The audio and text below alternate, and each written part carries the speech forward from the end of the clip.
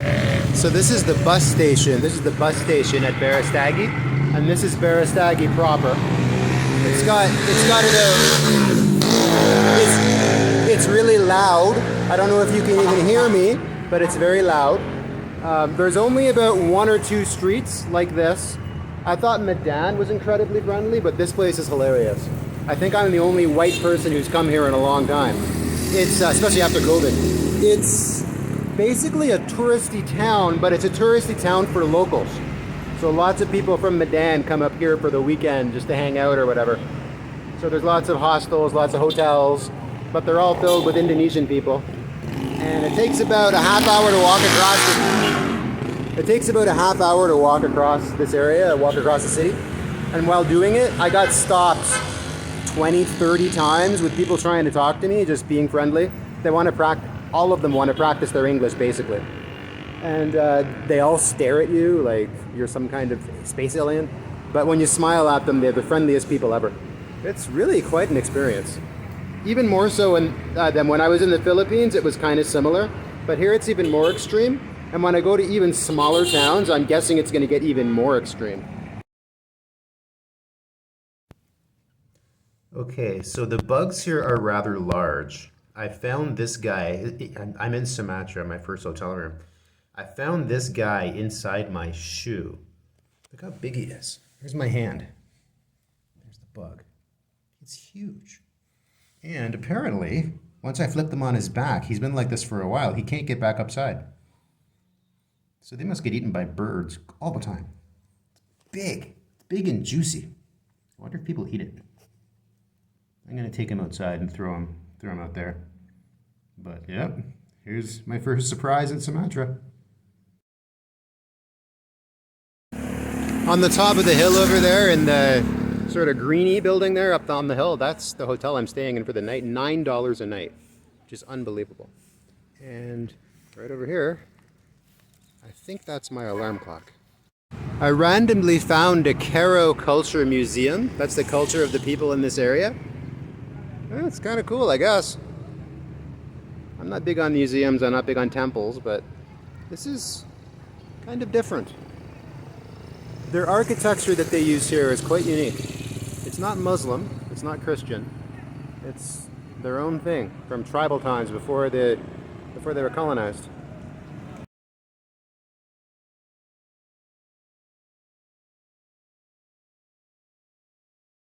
So, Indonesian food is absolutely delicious, and my favorite is the fruit.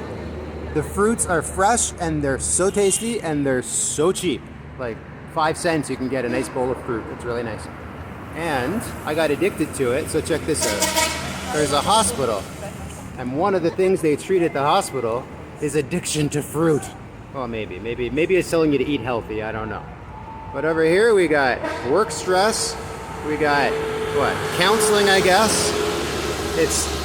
They teach you to stop smoking, and I guess that's eat healthy, and I guess that's exercise. But this is one ambulance, and that's the whole hospital. That's the entire thing.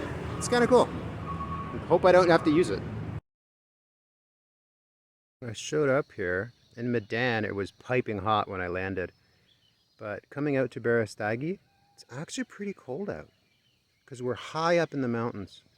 See those trees? Pretty sure we have those trees in Canada. And everything's on a slope. So that over there, you can't really see it from here that well, but that's a farm completely built on a slope.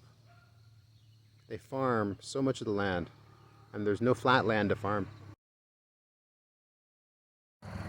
One thing I wasn't expecting when I came here is that getting a SIM card, if you're going to do it, get it at the airport. And even then, they're not terribly useful because a lot of Sumatra doesn't have them, or doesn't have a good cell phone service. It's just not going to work.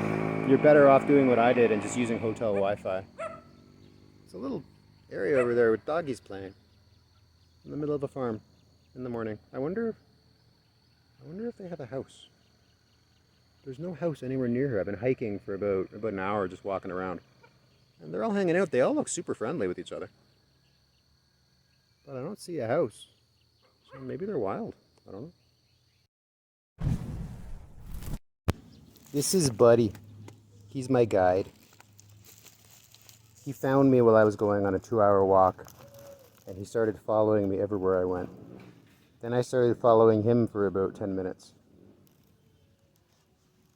He's a very good guide. He showed me all sorts of interesting smells and interesting places. He didn't even ask to see my passport.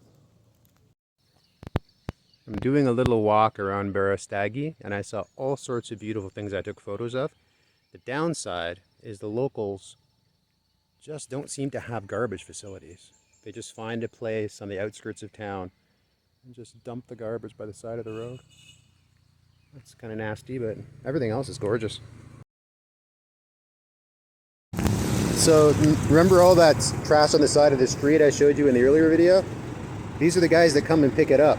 People just throw trash on the street. There are no trash cans. You got these wicker baskets, but they're constantly falling over and they're very far apart from each other. So most of the people just throw stuff on the ground. Eventually these guys come and they just put it in a truck and take it away.